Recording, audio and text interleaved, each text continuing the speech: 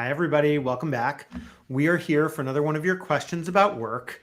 And for those of you who are here for the first time, I'm Roy. I'm a startup investor in the future of work. I'm here with my colleague, extended colleague, exactly work together, but Kurt from Bloomberg News. And we love when we get to think about an experience people have at work in the context of some of like the big questions facing our time. And so Kurt covers social media for Bloomberg, has been a journalist at many of the publications you know and love. And as of yesterday, when did the book come out? Yesterday has his new book out. Yes. Battle for the Bird. And so and I should acknowledge a little bias here because Bloomberg Beta invested in a company that ended up selling to X. And so we are teeny tiny shareholders, Bloomberg Beta in X.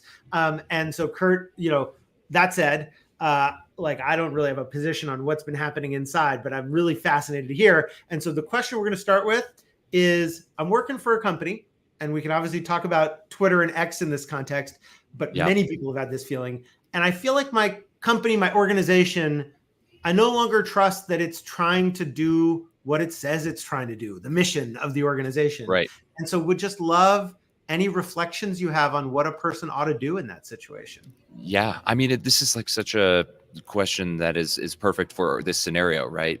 Elon came in, bought Twitter, and totally just revamped it. And there were, I would say, tons of employees who felt this very same thing. And actually, if I could tell just a quick story, I feel like there was even like a moment where this happened for a lot of people. So if you bring you back to summer of 2022, Elon has agreed to buy Twitter, but it still hasn't happened yet, right? He's sort of getting cold feet, and he does a Q&A with the entire company. It's all virtual, of course, but he gets on. He kind of looks a little disheveled. He's got his collar splayed open. He was a little late, and employees were, let's say that they were not impressed with what they heard, right? Like he rambled, he talked about layoffs, he talked about kind of changing the vision of this company that they had worked for a long time. And I think that was a moment where a lot of people left that meeting and they thought, this is going to be different than what I was used to. This is going to be different than what I signed up for, right? And it was sort of an aha, okay, we're heading down a different path. And, the easy way to answer this question is unfortunately not, it's sort of a privileged way, right? Which is like, if you don't believe in the mission of the company you're working at, you can leave. You can go and get another job, and you can go and find a company that does align with your mission. Now, I say that's privileged for obvious reasons because not everyone can afford to do that. And I would think I even remember, by the way, in the context of Twitter, some of the reporting at the time, and I talked to some friends who were there. I'm curious what you heard from people you spoke to, is, if my ability to stay in the US was contingent on employment at Twitter because I had my visa was in their hands. There were definitely people for whom that was not a valid or easy answer in that context too. You feel sort of stuck, right? And that definitely was the case with some people, as they said, I would like to be here, I would not like to be here because I don't feel it aligns, but I can't leave because of a visa situation. So let's pretend, you don't have those luxuries. You can't just pick up and say, all right, well, this doesn't work for me anymore. I'm going to go somewhere else. I mean, what's really challenging, you would hope in a healthy work environment, what you could do is sort of carve out your niche internally, right? And say like, well, I run a team of 10 people. I can sort of, build the culture within this small group and hope that it permeates. Now, these are hard things to do, obviously. But I think what's really tough is like with Elon, he's such a force. He's such a force of nature when it comes to like culture and behavior and all these things that I think, in the Twitter situation, even people who were saying, well, I can't leave, there's not really those pockets, it's not even like you can't even do it from the inside necessarily. And I feel bad that people are in that situation. Well, I mean, so sort of like one of his hallmarks as a CEO is, and I don't want to speak to this, not having been inside any of those companies, but my sense from the outside is uniformity. All organizations are diverse inside. They have different pockets and different cultures, but much more uniformity and alignment in how people do things. And I guess what I'm curious about, Tass, there is, there's one point of view that is a CEO doesn't matter. Right. Yeah. The CEO comes in and the organization's already doing its own thing. And, Warren Buffett said things like, invest in a business that could be run by an idiot. That's not exactly his word, something else, because eventually it will be kind of thing. And so that's sort of part of this view that once the business has a certain machinery to it, the Right. CEO doesn't matter. And yet, in this case, it seems several times the CEO has mattered. And so maybe I'd just be curious to hear your reflections on the limits or lack thereof of a CEO's power over the Yeah. organization that they lead. It's actually one of the things that jumped out to me most while reporting and writing the book was I kind of subscribe to that belief, to be honest with you, that at a certain size, at a certain company size, well, does it really matter what Mark Zuckerberg is doing, what Jeff Right. Bezos is doing, whatever, And right? you covered you're a bunch of these folks, so you've seen it, You're one of 60,000 employees, right? And maybe it's the size of Twitter because Twitter was never quite that big. Maybe it's like a just few thousand people. I mean, it sounds big, but in the scheme, it's compared to Google. Yeah, it's not compared. Yeah. Yeah, and I think when Elon took it over, it was close to 8,000, like 7,500. But I was shocked at how influential first Jack Dorsey and then later Elon Musk were at a company. And maybe it was because it was smaller than these other big ones. But, with Jack, right, like the way that he made decisions or actually didn't really make decisions, he was very hands off. He was not a decision maker. He was not someone who was forceful in that way. And the company struggled because of it. And they were slow, right? We've all heard the stories about Twitter not shipping fast enough, things like this. The product developed very little. Yeah, those are quite frankly like downstream effects of the CEO. And then it was really prominent when Elon shows up, right? And suddenly, everyone's running 1,000,000 miles per hour and things are getting, kind of like tossed out of the building at the same time. That's his personality, right? And I guess I was just struck by how quickly the culture at Twitter, now X, changed just from, having a different person in that leadership role. And it sort of has changed my perspective a little bit. I mean, you invest in founders, so maybe you're like, hey, you should have got on board with this a long time ago. But I guess I'm just sort of surprised at that size of company that the founders still. We also both work broadly for an organization that is founder led. I think that my take on that is that it still depends. So first of all, anything started by somebody, the person or people who start it are going to shape the culture because there is no other influence to shape the culture. So it wouldn't exist if they weren't shaping the culture. Once something gets going, though, even if it is founder led, I think a lot of it just depends on the individual. And one of the things, I think it doesn't matter that much who the CEO is unless it's one of those CEOs. And then there are a few people, and it just happens to be that Twitter, for a variety of reasons, seems to have trafficked in some of those personalities. But, the CEO who Elon replaced arguably was not as forceful a presence. And, one of the things that I think is hard when you work for an organization is to figure out. So you described a few responses to this case of let's forget about the mission question for a second. Let's just say I disagree with how the CEO is running the company, right? Or how the company seems to be operating. So one choice is you leave. Another choice is you create a pocket internally. There's another choice, which is in some way you try to influence things internally. Sure. And one of the challenges I think people have is that it's hard to know how much influence a CEO actually has over things, whether by virtue of their office or by virtue of their personality. And so I'm curious, actually, in the Twitter case, the X case, I don't know what to call it. I'm curious what you call it now.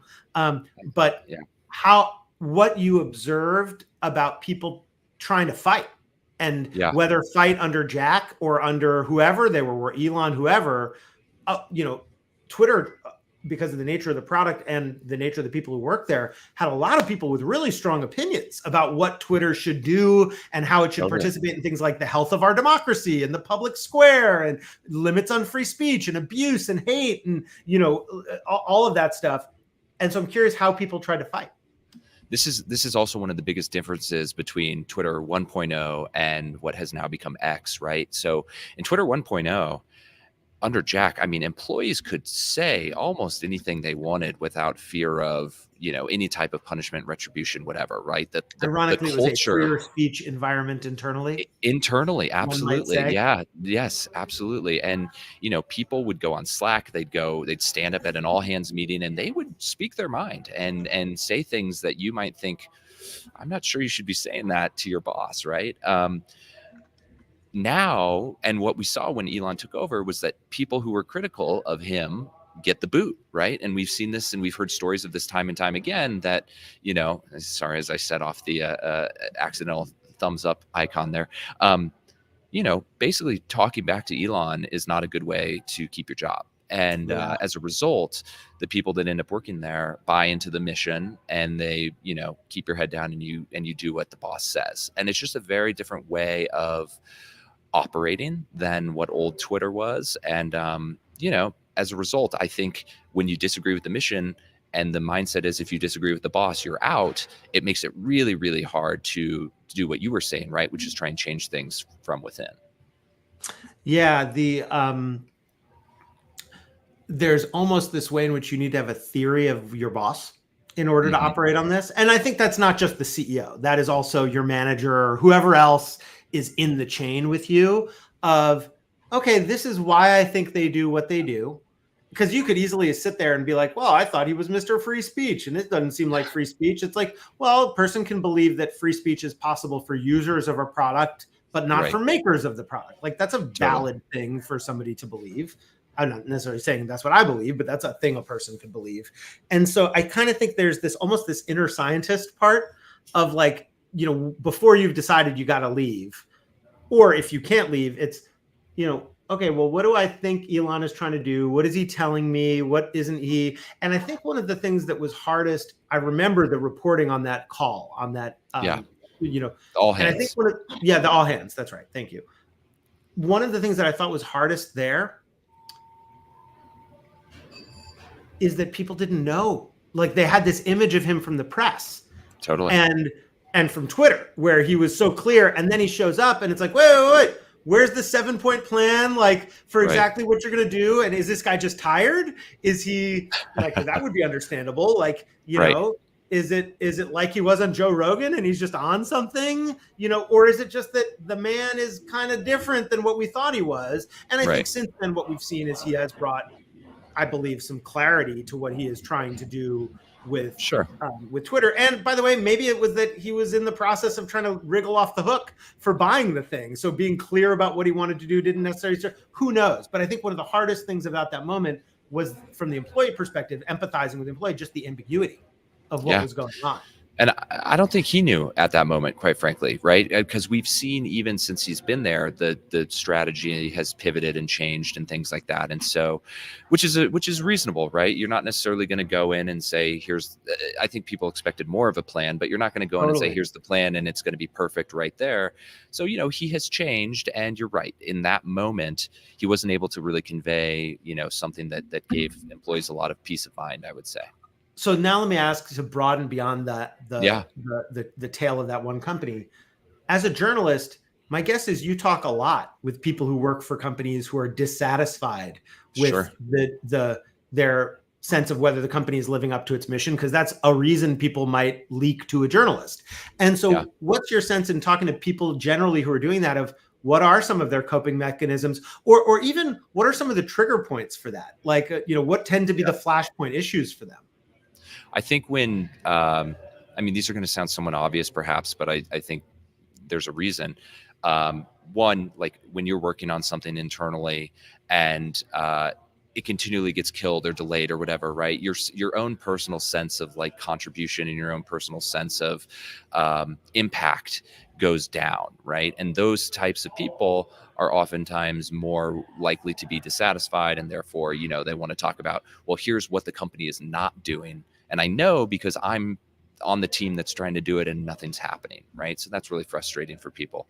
The thing that can cover up a lot of this, and again, obvious, but I think it's worth saying, is quite frankly, like stock price success and business success, right? Like, you could be working at Meta and think, man, I don't align with anything that's happening here, but the stock has doubled and now my stock options are, through the roof. And if I just hang on for another year, I get even, what I mean? You could see how those types of things really cover up a lot of these issues. But when you're at a company like Twitter where you're struggling, you don't have that blanket to block. Yeah, I actually think that adds. So like, if we list off some of the strategies, there's, of course, like if I start small, it's, expressing what my point of view is on things. It's trying to do my best within the pocket I can control. Eventually it escalates to like, should I go petition the boss, organize, leave, et cetera. But there's this backdrop of it, which is what makes you have to stay. And we talked about the visa example, but the money example is real. And maybe another thing people can do is be just clear-eyed in their own minds about how important is it to you to work toward that mission versus the money you're earning. And, these are real trade-offs that, people have families and, mortgages and lifestyles and all that stuff, and so I think there is a side of it for the individual that is staying aware of, like, the folks who don't spend more than they can afford have a lot more leverage to push back on the mission because they're less scared of losing their job.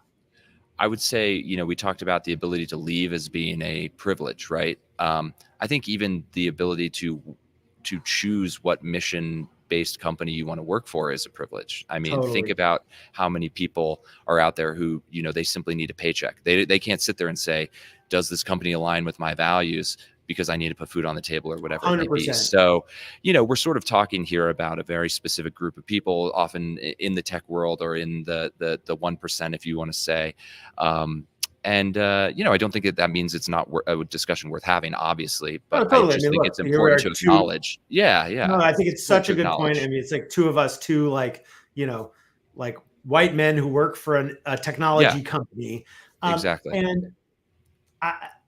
And at the same time, so I think that's true. And almost every company has these moments. Almost every job has these moments, because sometimes it's just unethical treatment of a coworker. And in the case of Twitter, one of the reasons I think it's one of the many reasons I think this story is so fascinating, and I can't wait to read the book, and are already packed to the gills book event that we have coming up. Yes. Is that the consequences of failing to live up to the mission are so immediate and so painful, whether that's somebody being doxxed and harassed, sexist, racist incidents. I mean, all at Gamergate and, going back to that and before. And then there are these kind of geopolitical consequences of like, is this revolution going to unfold? And so it's so rare, the mission is usually something more abstract. And in Twitter's case, my sense from people working there is it's a thing you have, the consequences of it are in your face every single day. And that just heightens the drama. Good example is, quite frankly, the, Donald Trump years. And I say years because it really was. You're going to talk about that in the book, I hope, or you did talk about that. It is. There's a lot about that in there. But just like this struggle that a lot of employees had showing up to work every day, working on this company, on this platform, and then seeing how someone they very much disagreed with was using it in ways they disagreed with. And sometimes using it in ways that were consistent with its values of expression and some of its values anyway. Okay. So with that, I'll just say that's the URL where you can find the book, bit.ly Battle for the Bird. Thank you. I hope people pick up the book. Any parting thoughts, Kurt, before we wrap? I'll just give one more beautiful little, visual. I love it. Little visual. No, I would just say thank you. Feather inside that cage that has been left by the bird who has departed or something. Very yes. There's a metaphor in there somewhere. No, I would just say thank you for having me. And also, I think these are this is an important question in the tech world because of what you said. Like, these companies have such a dramatic influence and such a dramatic impact that the mission matters more than quite frankly a lot of other businesses. So glad we're talking about it. You'll be able to find at some point, once we get the transcript up, this question and other ones that we've tackled at thisisnotadvice.work. And if you're watching for the first time, my disclaimer is it's not advice because we don't know what you should do in your situation. Kurt's acknowledging the privilege of our own roles plus the uniqueness of the context of these industries, but it's really powerful grist for the mill for figuring out some of your options and what you could do. So Kurt, thank you for applying the book in that way, for doing the research and writing the book. I'm looking forward to it, and I will see you next week. Absolutely. Thank you. All right. Thank you. To be continued.